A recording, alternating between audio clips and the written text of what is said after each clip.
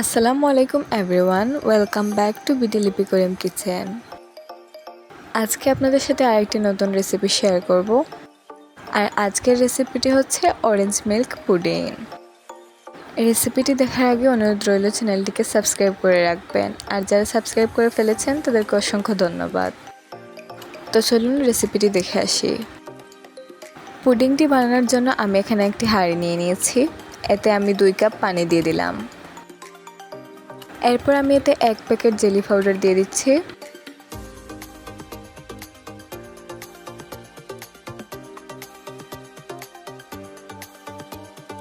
দেন একটু নেড়ে ছেড়ে নিলাম। এবার চুলায় আমি 4-5 মিনিট নেড়ে ছেড়ে এটাকে ফুটিয়ে নেব।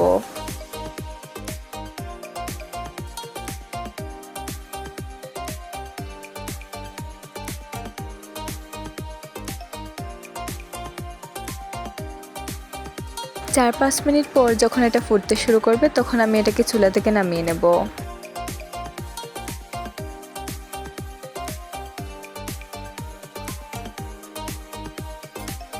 এদিকে আমি একটি বাটি নিয়ে নিয়েছি। এবার আমি এটাকে বাটিতে দিয়ে দিচ্ছি।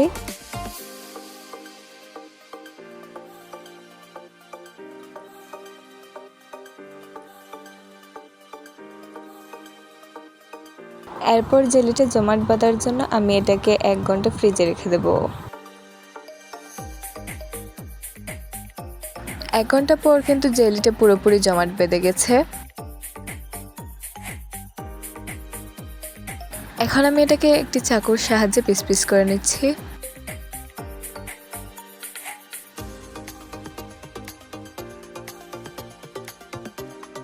এরপর আমি জেলিগুলোকে একটি স্টিলের বাটিতে নিয়ে নিচ্ছি।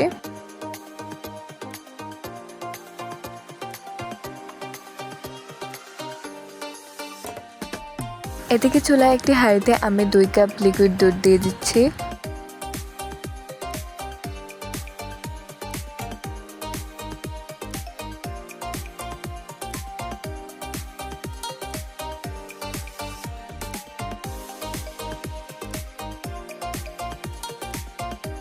দেন আমি এতে অ্যাড করছি 1/2 কাপ চিনি। তারপর আমি দুধটাকে একটি চামচের সাহায্যে নেড়ে ছেড়ে নিচ্ছি।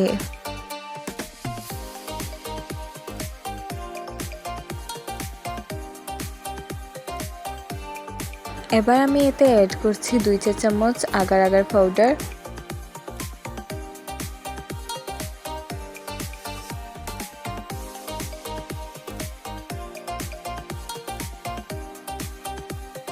আগার আগার পাউডারটা নর্মাল পানিতে মিক্স করে তারপরে দুধে অ্যাড করলে ভালো হয়।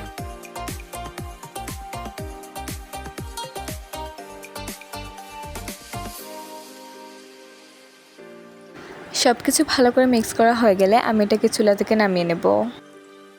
তারপর যেই পাত্রে জেলিটা রেখেছিলাম ওই পাত্রে এই দুধের মিশ্রণটা দিয়ে দিচ্ছি।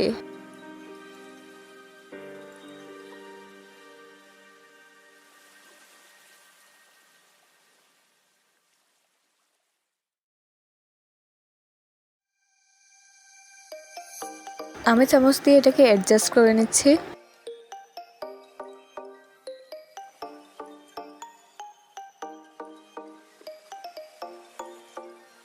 এরপর ঢাকনা দিয়ে ঢেকে আমি এটাকে 2-3 ঘন্টার জন্য ফ্রিজে রেখে দেব। 2-3 ঘন্টা পর ফিরে এলাম। আমার পুডিংটা কিন্তু পারফেক্টলি হয়ে গেছে। এবার আমি এটাকে একটি প্লেটে নিয়ে পরিবেশন করব। পুডিংটা দেখতে যেমন আকর্ষণীয় হয়েছে, খেতেও কিন্তু পারফেক্ট। আমি আপনাদের একটি পিস কেটে দেখাচ্ছি।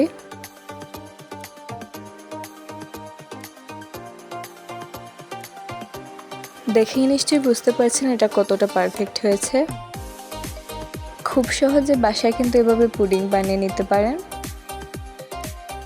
আশা করছি আমার আজকের এই রেসিপিটা আপনাদের সকলের কাছে ভালো লাগবে। রেসিপিটি ভালো লাগলে দয়া করে লাইক, কমেন্ট, শেয়ার এবং সাবস্ক্রাইব করবেন। আল্লাহ হাফিজ।